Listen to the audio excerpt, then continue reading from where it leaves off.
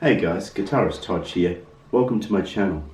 If you've been following my video about portable guitar setups, this is the second part to that video. If you like this video, please like and subscribe to my channel. So let's get into it. A portable guitar setup. I was talking to you about what I feel like is a portable guitar setup. Whether it be a headless guitar or a small amplifier or and a small pedal board. So depending on what sort of gig you have, whether it's a wedding gig, a corporate gig, maybe you've got a ship gig, you might need to bring very little gear. So I've really just devised my own path to what makes my life easier. So for example, this is a Canton custom guitar, an Equinox model. It has no headstock. In terms of the features, I spec'd it out. I've got a piezo system and also the Roland GK33 MIDI system installed in the guitar in case I need any flexibility. You'll see how useful that is later in this video. So in the neck here, you can see there's a Lola Charlie Christian pickup. This is actually a single coil that takes up a humbucker slot. Now, the next pickup is a Lola Blackface, so more like a Strat in the middle. And at the bottom here, we've got a Lola Imperial humbucker. So really I'm trying to cover some sonic ground.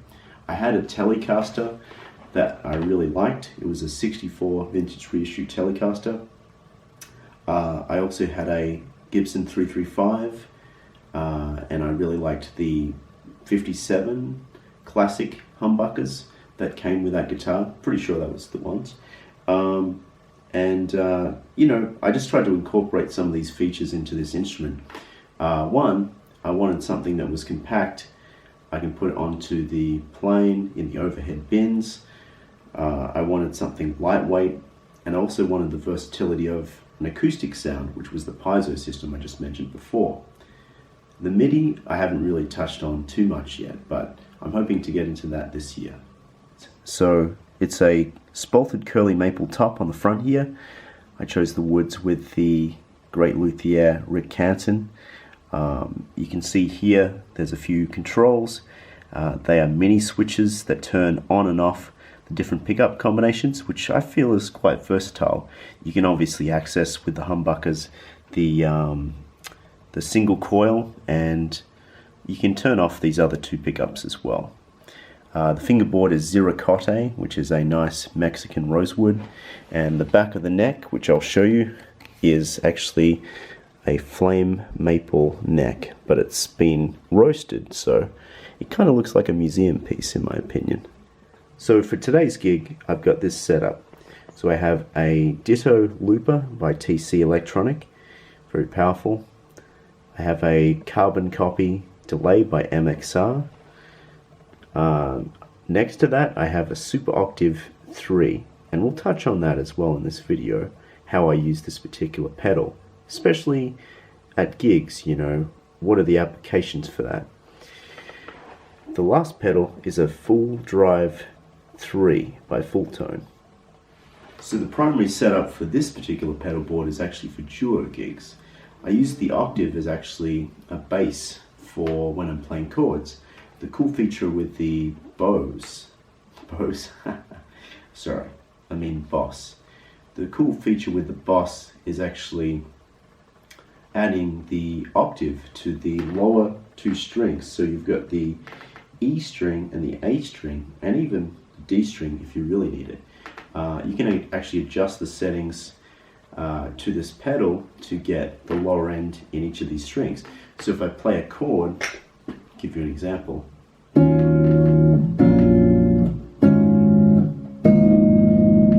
What it actually does, there's a little bit of warble there, but what it actually does is it adds the lower end to the bottom strings and it leaves the other strings up the top basically intact. You will notice a little bit of a drop in the volume. So you've got a headless guitar now, and maybe your gig is overseas. You're going to travel by plane. So in my experience, when you bring it to the counter, you're often asked, will that fit? Are you sure? Is that a guitar? What is that? and they're not very clear about what you are bringing. So you have to just really stand your ground and say, look, this will fit in the overhead. And in my experience, I've had no problem with this. It actually fits perfectly in the overhead bin. It's just that they don't know that it'll actually fit in the overhead bin. So maybe just to be sure, just check the measurements with the airline that you're flying with, just to make sure that there's no hiccups along the way. So you've got the guitar. What about the pedal board? So as I mentioned previously, I have a Pedal Train Nano, and I'm powering that with the Pedal Train Volto. So that's a very cool method because it's very compact and it can power all your analog pedals. The thing that I'm using though, I'm using a setup that uses digital and analog. So if you're using kind of a hybrid of both, you might find that you have to charge the actual power supply a little bit more than often. You can also, if you want, plug that in using a micro USB cable and just like a standard phone charger, and you can also just power that. So that's a way around it if you have digital pedals. Otherwise, I bought this thing, which is a MXR ISO brick. It's a mini ISO brick, so it's very small. You can put it under your pedal board, you can throw it around like what I'm doing. They just kind of look cute. I'm now going to demonstrate some of my gear. So I'll start off with using my octave pedal with the looper. So in a live situation, I find it very useful if I'm playing with a singer or maybe a trio. I need to be the bass player, or I need to fill out the sound a little bit. So what I'll do is I'll add the lower octave to the E string and the A string, and if you adjust it correctly, you can get a little bit of the D string, but not necessary. You can play chords, and that will literally just sit over the top of your chords. You can use that, and then when you loop it, you have a bass line and effectively the chords as well. And you can just play a solo, or you can play over the top of that and layer that if you need to. Here's my AER Compact 60 again. It's a pretty simple amp. I've just got it plugged into the second channel, and you can see here that the gain and the bass and the treble are pretty standard. I don't have anything special going on here, but it's just a simple setup. I have a DI running out into a small box that I'm using to record the sound.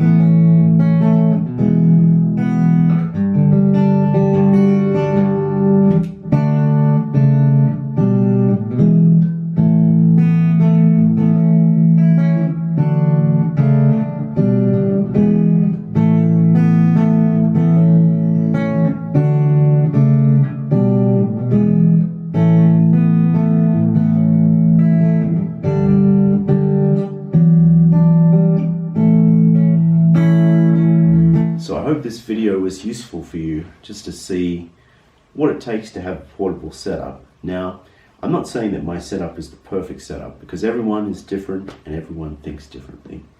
But for me, this seems to work for some of the gigs that I'm doing at the moment. If I need to use my amp, I can have that DI'd or have that mic'd up. I can use the small pedal board, I can move that around because it's battery powered. The headless guitar, that fits anywhere like a glove. I'm Todge, and I'll see you next time. Thanks, guys.